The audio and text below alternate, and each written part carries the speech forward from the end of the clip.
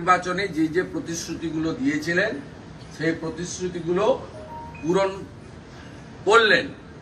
আমি জঙ্গলমহলের কুর্মী সমাজকেও বলবো, আপনাদের যে সমস্যা মমতা ব্যানার্জি তৈরি করেছে সেই সমস্যাও ভবিষ্যতে সমাধান এই প্রধানমন্ত্রীর নেতৃত্বেই হতে পারে। তাই আস্থা, বিশ্বাস, ভরসা তার উপরেই রাখা উচিত। এবং যেভাবে পাহাড় থেকে জঙ্গলমহল সর্বত্র মোদিজির উপর মানুষ আস্থা রেখেছেন, আমি 4টে কর্মসূচিতে প্রধানমন্ত্রীর ওখানে উপস্থিত থাকার সুযোগ নিয়েছি। তাতে মানুষের যে আবেগ এবং বিশ্বাস শক্তিশালী নেতাকে দেখে, এর জন্য আমরা সবাই নিশ্চিতভাবে গর্বিত। এবং আবার তৃতীয়বারের জন্য প্রধানমন্ত্রী তিনি হবেন। বাকি যা যা কাজ বাকি থাকলো, ওনার তৃতীয় টার্মে তিনি শান্তিপূর্ণ উপায়ে সকলের মুখে হাসি রেখে সবকা সাথ, সবকা বিকাশ, সবকা বিশ্বাস, সবকা প্রয়াস, বিকাশবাদের জয় ঘটিয়ে তিনি এটা করবেন। আবারও বলি, মমতা ব্যানার্জি পশ্চিমবঙ্গে ভোট ব্যাংকের রাজনীতির জন্য বিশেষ করে সংখ্যালঘুদের, মুসলিমদেরকে উস্কানোর নানাভাবে চেষ্টা করবেন। কেউ যেন ওনার পাতা ফাঁদে পা না দেন। এক্ষেত্রে বলবো, নবান্নের তরফ থেকে আজকে বৈঠক করা হচ্ছে, আইন শৃঙ্খলা পরিস্থিতি রাজ্যে সর্বত্র ঠিক থাকবে, আইন শৃঙ্খলা ঠিক থাকবে। মমতা ব্যানার্জিকে বলবো, উনি একটু সিদ্দিকুল্লাহ চৌধুরীকে যেন সামলে রাখেন। আর উনি যেন গতবারের মতো ক্যা ছি ছি এসব করে ওই সিটির মোড় থেকে শ্যামবাজার 5 মাথার মোড় প্রথম মিছিল বের করে আগুন লাগিয়েছিলেন, এই কাজটা করতে না বলবো। আর সংখ্যালঘু মুসলিমদের বলবো, এই পাতা ফাঁদে একদম পা দেবেন না, আইনে পরিষ্কার লেখা আছে। আর আমি আবারও বলি, 2,28,00,000 লোকের প্রতিনিধি হিসেবে বিরোধী দলনেতা, একজনও নাগরিকের যদি কোনো রকম অসুবিধা হয়, আমরা গ্যারান্টার থাকছি। এবং বিজেপি এনডিএ পরিচালিত 18টা রাজ্যে কারোর ধর্মাচরণ, কারোর অর্থনৈতিক অধিকার, শিক্ষার অধিকার কোথাও ভারতীয় জনতা পার্টি কোনো নাগরিকের সঙ্গে করেনি। পশ্চিমবঙ্গ তার বাইরে নয়। মমতা ব্যানার্জি একটা ভ্রষ্টাচারী, দুর্নীতিগ্রস্ত, তার বিরুদ্ধে আমাদের সর্বাত্মক লড়াই চলবে। এখানে কোনো ধর্ম সম্প্রদায় ভাগাভাগি অনুষ্ঠিত হবে না। এবং এই লোকসভা নির্বাচন কেন, আগামী বিধানসভা নির্বাচন কেন, পশ্চিমবঙ্গে মূল ইস্যুই থাকবে দুর্নীতি এবং সন্দেশখালির মতো মা বোনেদের উপর অত্যাচার। এই ইস্যুতেই নির্বাচনে হবে এবং এই ইস্যুতেই জনগণের আশীর্বাদ আমরা পাবো। মোদিজি 2 কোটির বেশি বাঙালি উদ্বাস্তুকে কথা দিয়েছিলেন, তোমাদের যে অসম্মান হচ্ছে এই অসম্মানের হাত থেকে আমি বাঁচাবো। 19-এ আইন করেছেন, আইন কার্যকর করে দিলেন। মমতা ব্যানার্জি বা তার দলদাস প্রশাসনের কোনো রোল রাখলেন না। এর জন্য আমরা সবাই আনন্দিত। আমিও বিশেষভাবে বিজেপির এমএলএ বা বিরোধী দলনেতার বাইরে আমিও আনন্দিত।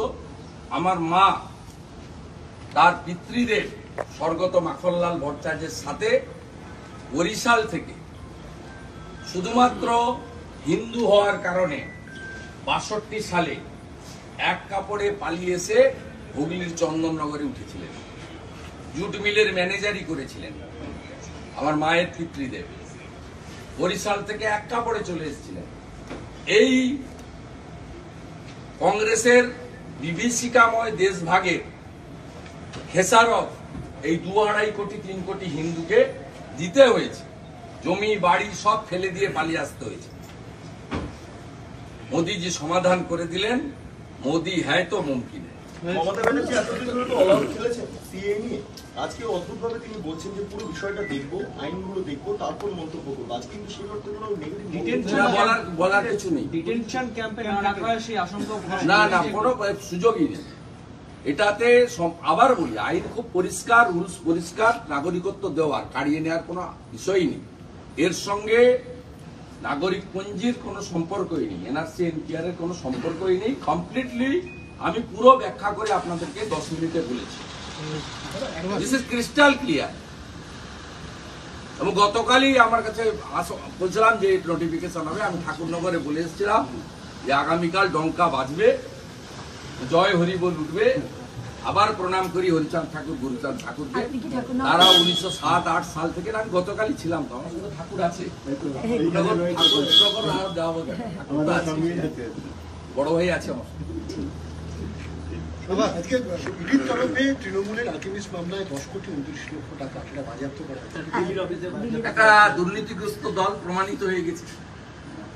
ভাইপো কি সব বলছিল না, প্রমাণ হলে কি হবে, কতবার আর প্রমাণ হবে। লিপস এন্ড বাউন্সে 7 কোটি 25 লক্ষ টাকার সম্পত্তি বাজেয়াপ্ত হলো। তৃণমূল দল, মমতা ব্যানার্জির উচিত এই দলটার স্যারেন্ডার করে দেওয়া, আর নির্বাচন কমিশনের উচিত এর যে পঞ্জীকরণ আছে এটাকে খারিজ করে দেওয়া। একটা প্রমাণিত টেন্টেড দল, করাপ্টেড দল, ইডি সম্পত্তি বাজেয়াপ্ত করেছে মানে মানি লন্ডারিং এস্টাবলিশ। আমি তো বহু সভাতে বলেছি, 11 সালের ভোট করেছে সুদীপ্ত সেন গৌতম কুণ্ডুর টাকায়, 14 সালের লোকসভা নির্বাচন করেছে আলকেমিস্টের কেডি সিং এর টাকায়, 65 কোটি টাকার বিনিময়ে ওকে রাজ্যসভায় পাঠানো হয়েছে। মুকুল রায় সব জানে, মুকুল রায় বিতরণের দায়িত্ব ছিল। দেশের শীর্ষ আদালত বললো যে আগামীকাল আমি এটা নিয়ে মত, আর আজকে সুপ্রিম কোর্ট সর্বোচ্চ, আমি এটা নিয়ে মত। বলছি ইডির উপর হামলার ঘটনায় শেখ সাদির জিয়াউদ্দিন সহ জিয়াউদ্দিন সহ দারুণ খবর, জিয়ারুদ্দিন মোল্লা, জিয়াউদ্দিন মোল্লা সহ সিরাজউদ্দিন, আর দিদার বক্স আর ফারুক আকুঞ্জি আরো দুটো ছাড়া আছে, কেন ছেড়ে রেখেছে? দারুণ খবর, বলছি ভালো করে ডিনার করবো। মুকুটমণি অধিকারী দাদা, দারুণ, মুকুটমণি অধিকারী হ্যাঁ, দুটোই গেছে। আমও গেছে, ছাড়াও গেছে। জালও গেছে, গামছাও গেছে। 4 লাখ ভোটে জগন্নাথ সরকার জিতবে, 4,50,000 ভোটে শান্তনু ঠাকুর জিতবে। 11টা মতুয়া লোকসভা কেন্দ্রে নমশূদ্র মতুয়া সম্প্রদায় সঙ্গে রাজবংশী এবং বাঙালি হিন্দু, কারোর ভোট রাষ্ট্রবাদী মুসলিম আমাদের বাইরে যাবে।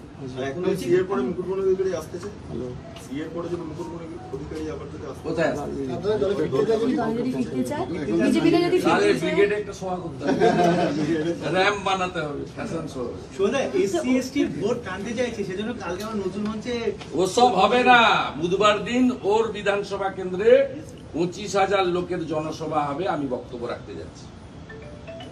শুনলেন এখন একটাই লক্ষ্য হবে, মুকুটমণির জামানতটা যাতে জব্দ করা যায়। ও 10,000 টাকা দিয়ে নমিনেশন করবে, ওটা যেন ফেরত না হয়। শুনুন, একটা বিষয়, বিশ্বজিৎ দাস, মুকুটমণি অধিকারী এবং কৃষ্ণ প্রধান তিনজনই